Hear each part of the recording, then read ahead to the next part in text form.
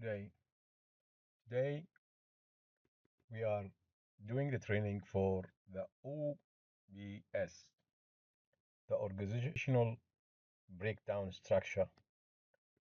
Now, because this is global data, so it's applicable to everything in the portfolio inside Primavera P6, we go for the enterprise and we find the OBS there.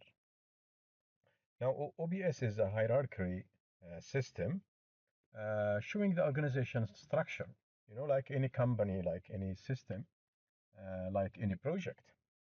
And it represents mainly